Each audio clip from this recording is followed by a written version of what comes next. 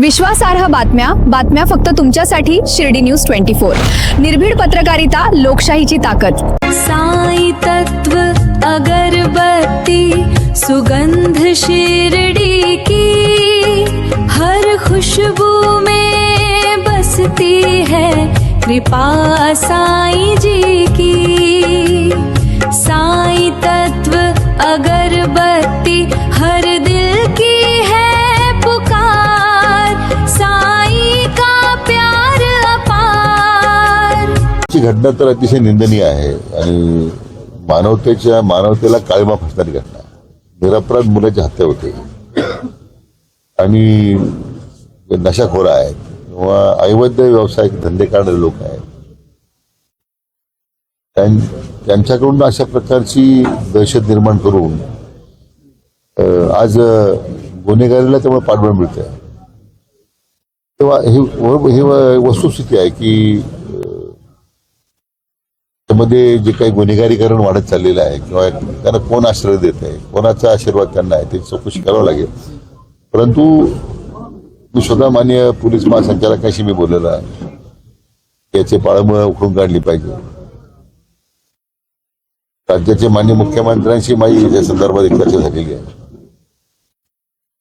परंतु हा जो प्रकार घडलेला आहे श्रीरामपूरचा, तो तर मी म्हटलं की अतिशय मी म्हटल्याप्रमाणे निंदनीय आहेच आहे। परंतु आज प्रत्येक नागरिकाच्या मनामध्ये एक मोठं भीतीचं वातावरण आहे। म्हणजे गुन्हे घडल्यानंतर आरोपी परत दवाखान्यात साखर कामगार हॉस्पिटल जमा होतात गुन्हेगाराला संरक्षण देण्यासाठी।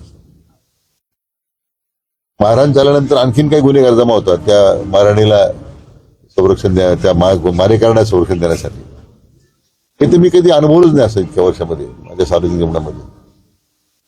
आणि श्रीरामपूर आता हे मोठ्या प्रमाणामध्ये एक क्राईम कॅपिटल म्हणतो आपण त्याला, अशा प्रकारचं आता शहराचं नावलौकिक होतोय। त्याच्यात दुर्दैव काय असलं पाहिजे।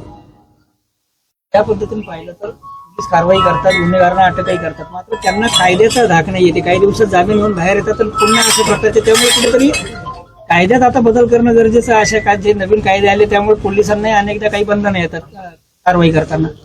कायदे तर पुष्कळ कडक केलेले आहे। त्या माननीय मुख्यमंत्र्यांनी या संबंधामध्ये जी अंमली पदार्थ विरोधी मोहीम आहे सरकारची, त्यामध्ये आता विशेष लक्ष त्यांनी दिलेलं आहे।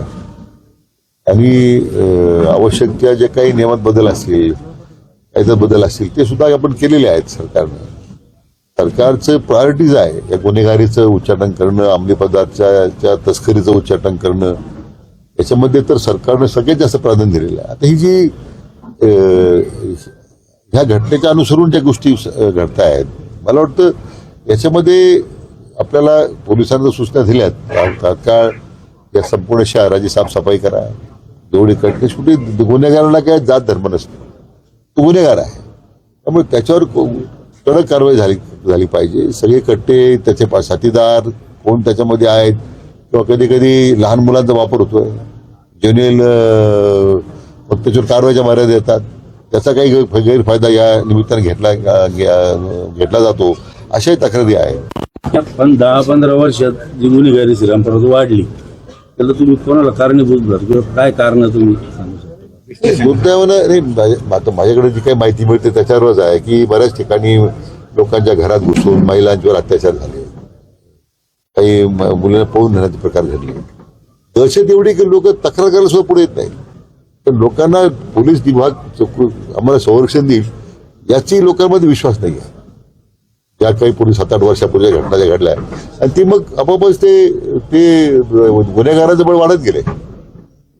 आणि ते मुख्य कारण आहे की पोलिसांकडून त्या वेळा जर कारवाई झाल्या असत्या त्या काळामध्ये, तर हे गुन्हेगार एवढी वाढली नसतील।